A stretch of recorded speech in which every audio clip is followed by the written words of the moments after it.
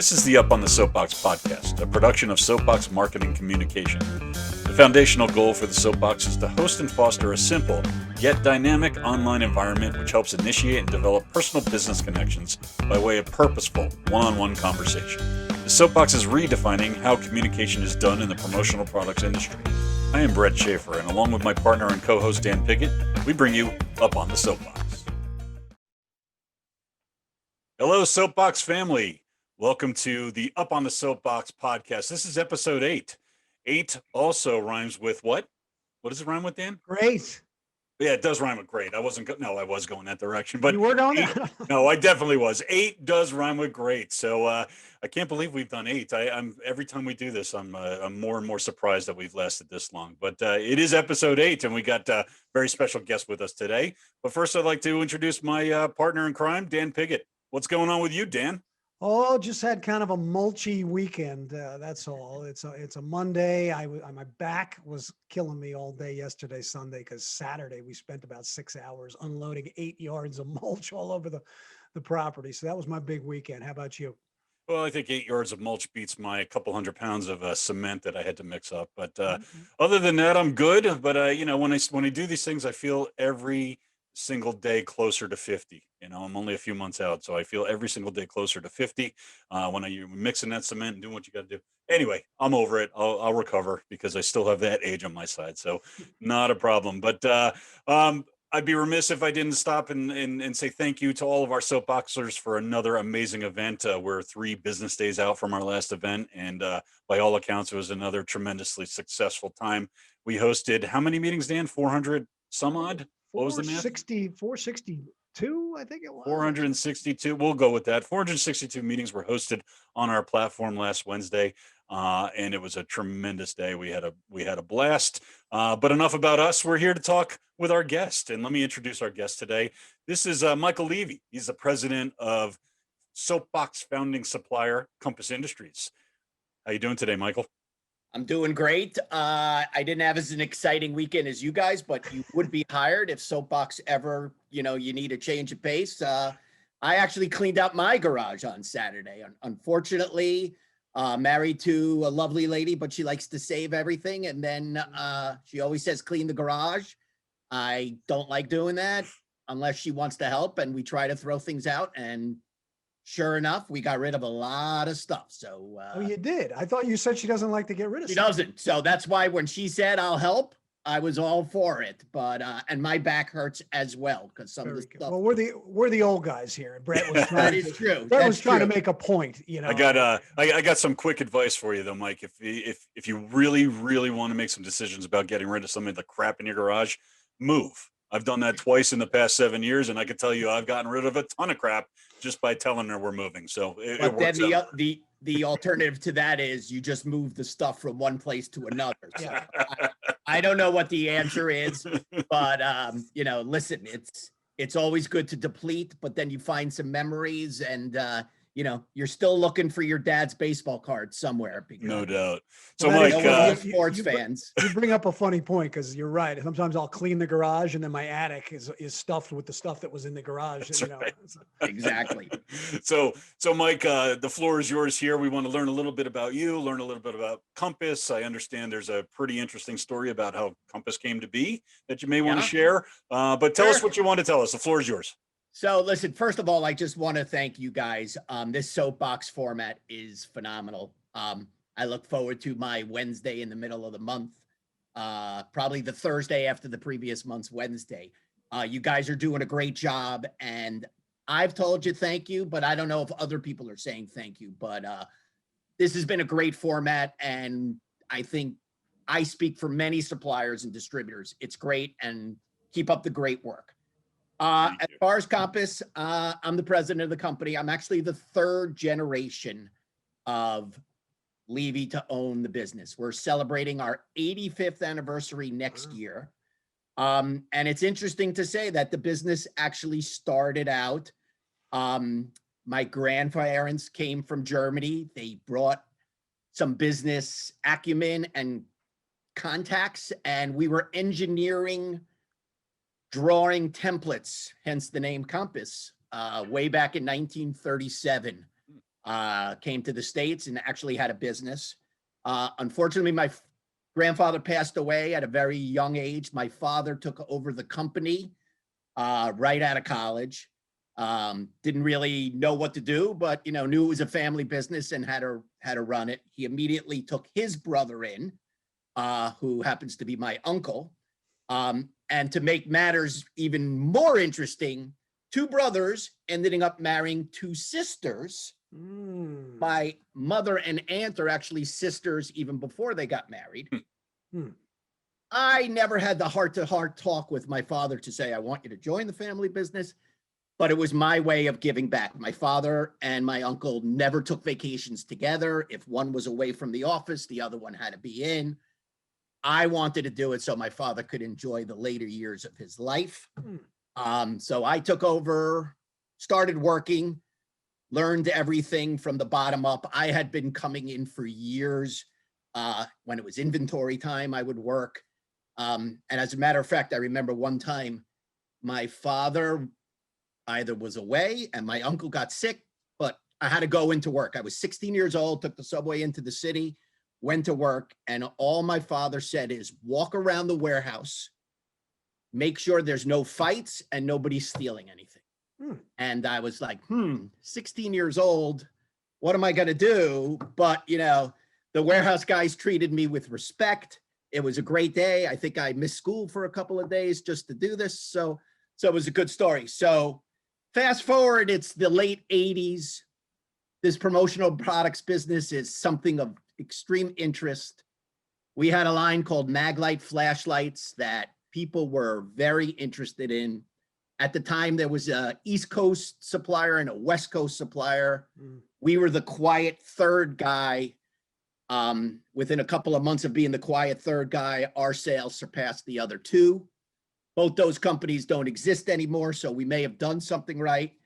But that's how Compass got into the promotional products business, carrying name brands, and that led to a part of the business that I actually loved and put my heart and soul into it. It gave me something to do. My uncle would come to me and said, what are you doing? Well, you're taking 17 phone calls to go. I said, you know what? I love it. And the people are nice and the people are loyal. And you don't get to say that about too many industries. So what you were doing the design engineering, I think, and then so when was that transition into product or that's a good story. So that engineering template business was something that was fair at best. As a matter of fact, Compass became the first importer of binoculars from Japan under the name Binolux. And believe it or not, we were in some of the major department stores that I'll age you guys a little back, but Gimbals was a giant department store. Times Square stores. We were the binocular supplier for these stores, as well as the luggage trade was giant. There was an organization called the National Luggage Dealers Association, which were family businesses that had 8 to 10 stores. Was the greatest thing in the world. You'd go to their trade show, they'd have a pre-made order form, and they would just fill it in. And these luggage stores had 15, 20 stores. Yeah, I remember. So funny to think about something. So it was mostly towards the retail trade. Mostly towards the retail. And then when did that transition occur? So like in 1985, then fast forward a couple of years later, we were the first people to bring in pocket knives from Japan under the brand name Panther we came out with. You know what I love about these comments is they're all ungoogleable, aren't they? Ungoogleable. You just, there you go. This one you may be able to Google. We won awards for having the sharpest pocket knife around. It was called the Silver Falcon. People knew the Silver Falcon in the sporting goods trade everywhere. Where do you get a Silver Falcon pocket knife? You're telling me you were the sharpest tool in the shed? I was the sharpest tool in the shed. I cut myself many a time. And my father was one of those guys that said, be careful, don't cut yourself. What does that mean? That led to me joining the family business right out of college in 1985. We got the Maglite line, I would say, in 1986. I think I went to Dallas in 1987 with a flyer that I designed. And I think I used the words, "We're known by the company we keep." And we listed all the logoed name brands we had done on Maglites and took a picture of it. That's what I had. I had like 3 weeks to go to Dallas for my first promotional product show. And look at us now. Now we have probably 12 different brands we carry, as well as our own imports led to promotional products, all under the Compass umbrella. Talking about brothers marrying sisters, I took my cousin Josh in, who's now my partner, who was originally a stockbroker, said, "What do you think?" I said, "You know what? This business is changing. There's something called the internet. I'm an old school salesman. I need somebody young." He said, "Would you be mad at me if I don't like it?" And I left. And I said, "I would not be mad at you. You'll still be my cousin. I will always love you. But I think this industry is going through a change. This technology seems to be something we need to embrace. And it's not something I ever knew or learned about." I graduated college in 1985. And I remember we took in the business school one computer class, how to write a program. And it was a typical, how do you do interest at a bank? Yeah. And the only way you could pass that class is you hoped in your fraternity was that smart guy that wrote everybody's program. And we happened to have that guy in the fraternity. So we were able to learn that class. So But as we fast forward to today and you see the landscape of the suppliers that are out there, talk to us about, if you've established a niche in the industry, or what Compass is known for. Now, you mentioned the 12 brand names, which is obviously, when you carry a brand name and you have exclusivity, you've got a niche right there. So that, right. But beyond that, is there anything that kind of defines you or separates you from a product standpoint from other choices? Yeah, I will give you two things. First of all, because we're a family business, we actually treat our customers as if they're family. And that is something I strived from day one, that I will look at every order. I will make suggestions. I will call and say thank you, which now people say just email me. But that was what we wanted to do. We wanted to separate us from the pack. And I remember when I brought Josh to the first show, he couldn't believe how everybody would come to us and say, "You guys are great." And his reaction was, "Is there some people that aren't great? I mean, if you get an order, don't you have to do what's right?" And that is something we have done since day one. We pride ourselves on our reputation. I used to say, we say what we're going to do and we do what we're going to say, which means is if somebody wants to do something fast, we're going to check to make sure we can do it that fast, and we're going to do it that fast. We're not going to say, "Yeah, send it in," and then call you up a day before and say, "Hey, that order, sorry, we can't do it." Sometimes that could happen from extenuating circumstances, but given the fact we will never just like do a gamble. And I think that's helped us. Also to the fact that the last year was tough. This industry took a big, big hit. And I didn't like seeing it, but we didn't have to really pivot. Compass actually had a very good 2020. When ASI keeps asking, or PPAI will call us up and say, "What did you guys do? What?" And I was like, we didn't do anything. The industry sort of switched to exactly what you said, Dan. People need name brands. They may want it to be USA made, but the bigger thing is they want to be able to use it at home. And that is the products that we sell. Okay. And, the niche is name brands, high quality, useful items, whether you're going to be outdoor camping or you want something at your house.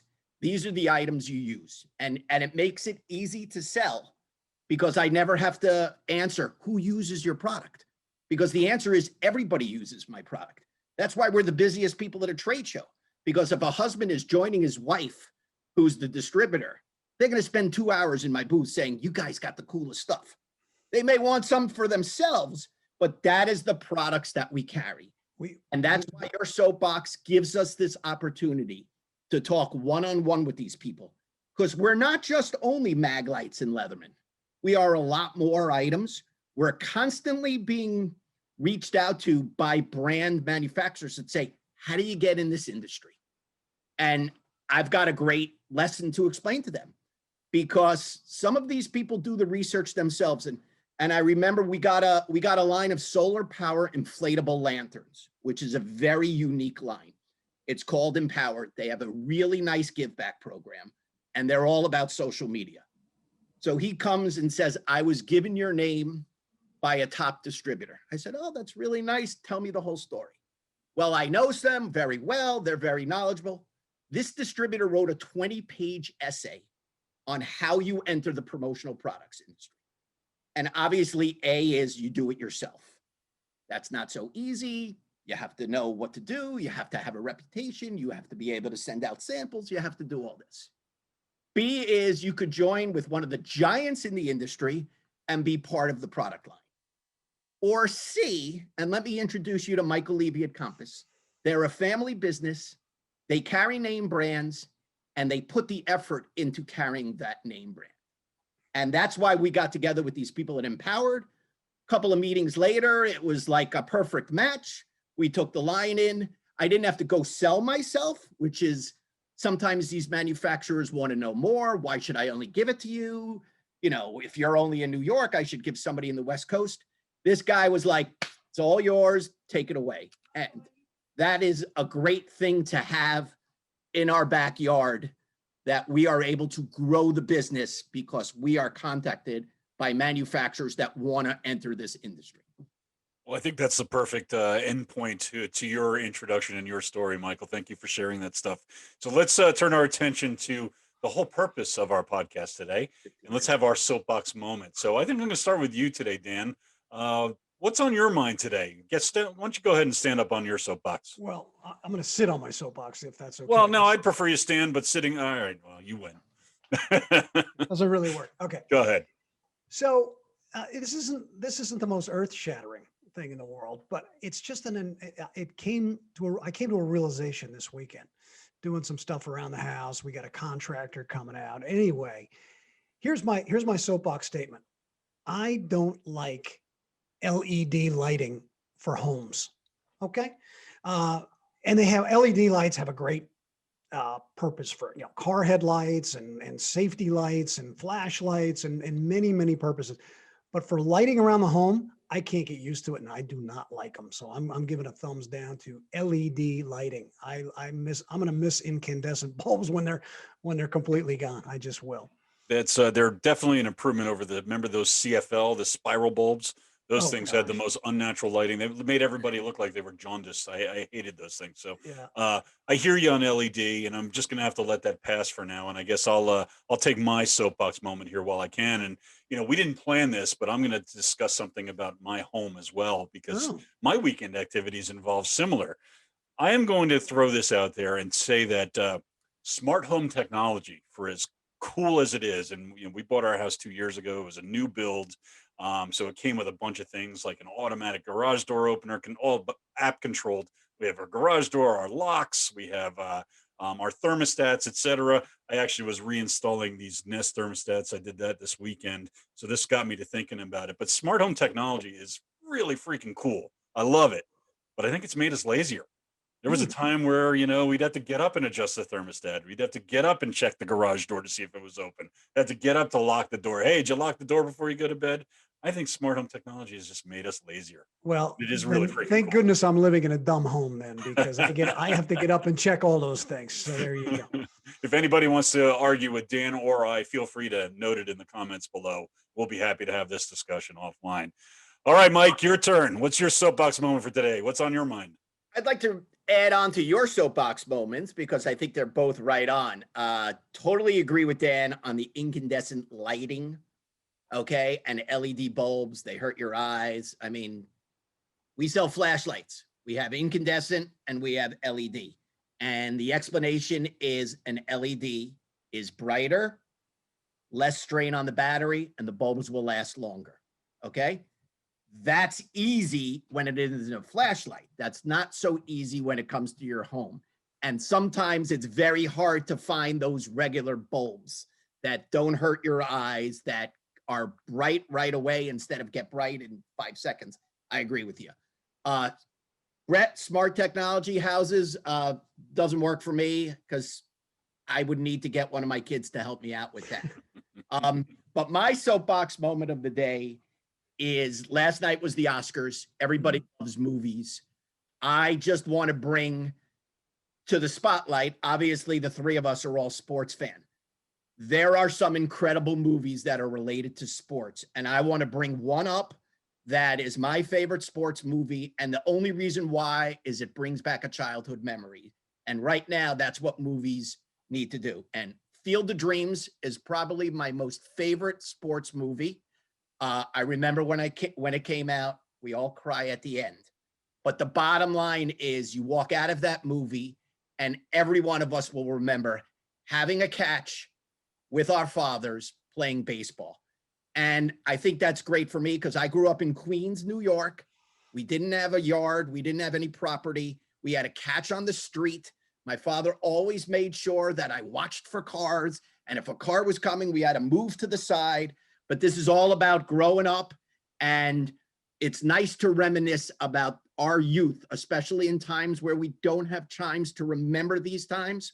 A simple catch with my father makes Field of Dreams my favorite sports movie of all time. Tough to argue with that one. I mean, you know, that's, first of all, it's a great movie. It's just a great movie. And did you hear it got canceled because of COVID, but they were building the field out in Iowa? You heard that whole thing? They were going to play a game, a Major League Baseball game. They did that originally, and then I think the owners sold the property or something. But is that what it was? It's a crazy story, but a good story. So it's tough. I always have a hard time picking a favorite anything because I just like a lot of stuff. So I'm going to throw out a couple of movies that come to mind on the sports level for me. First of all, I'm a huge fan of comedy. So I'd be remiss if I didn't mention Slapshot and Caddyshack, two of the greatest movies ever, two of the greatest comedies ever made. But I think from a more of a dramatic standpoint, as much as I loathe Notre Dame sports, Rudy was amazing. Rudy was classic. And Remember the Titans was also incredible. So those are the movies I'd throw up there for consideration. I could have given more, but I was told that it's a soapbox moment. So that's right.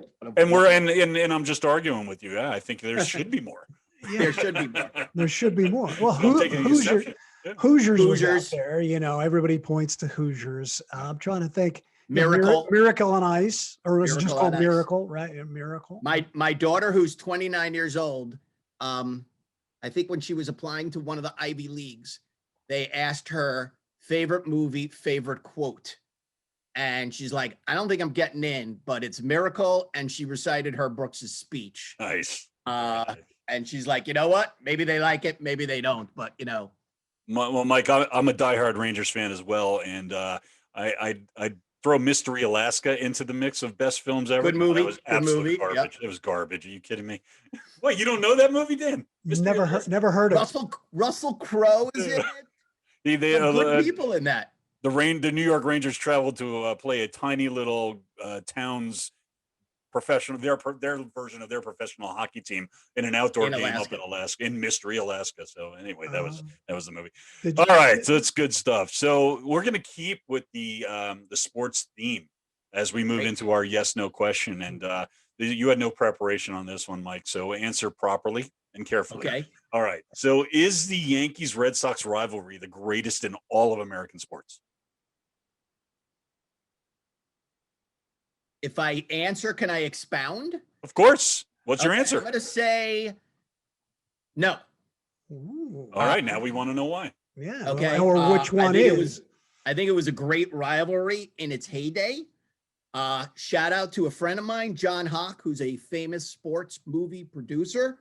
He did a movie called 14 Back. If you want to watch it, it's all about that Yankee Red Sox when the Yankees in the Bucky Dent home run, when the Yankees were originally 14 back. He's done a lot of great sports movies, but, you know, shout out to him. Hawk Films. He did that movie. I saw the premiere. It was amazing. And I'm not even a Yankee fan, even though I am a true New Yorker. And the movie does say at that time that it was a rivalry, but if you watch that movie, there were things going on in that time frame that made it more of a rivalry. I mean, fast forward to today, I think right now, the Dodgers and Padres, that is the please. rivalry that is going to be Stop. going on for a long time. And I think the Yankees Red Sox, just because they're not always good as they were, seems to have subsided. But I think you got to look to Michigan, Ohio State when it comes to football. Okay, now you're talking a little bit of sense. Okay. Anyway. So you can look at that. How about North Carolina Duke and who? North Carolina Duke in college basketball. And what is the commonality in these last couple that we've talked about, Michael? History. There's San Diego Padre. What, they start last Thursday? How long they been in business? It's a rivalry as of today. It is the new rivalry, and because it was a killer week. I noticed this week they played 7 times. They're going to be battling it out moving forward, and I don't think they like each other, and they're going to play each other a lot. I mean, going back to hockey, you got Rangers Islanders, which they hate each other, and now you got to play each other 8 times a year. But again, these things have up and down. Okay? I would agree. And I think when both teams are good, it becomes a good rivalry. And that's why I think the Yankees Red Sox, although there's history, there's too many times when they're not both good. I don't know what's going to happen this year. The Red Sox are in first place. The Yankees aren't. But I think the Yankees are a much better team. This is your soapbox rivalry. So I shouldn't argue as hard as I am, but I think when I think of rivalry, I think of lots of history between the clubs and things like that. So to me, it's a great current rivalry for sure, the Dodgers Padres. But I don't know if I'd put it up there in history as being one of the greatest. So anyway, this is why I'm gonna leave you with this one bit, and we're gonna wrap it up here. If you're looking for the best rivalries in American sports right now, check out our Arena Football League. It's fantastic. There's some great stuff going on. So, Mike Levy, Compass Industries, founding supplier on the Soapbox. Thank you so much for being here. We really enjoyed it. Had a great time. Thanks for the info. Incredible history of your company. A lot of stuff that I'm sure most of us in this industry didn't know about, but it's been a pleasure learning from you. And thanks for being with us and being a Soapbox participant. We love having you here.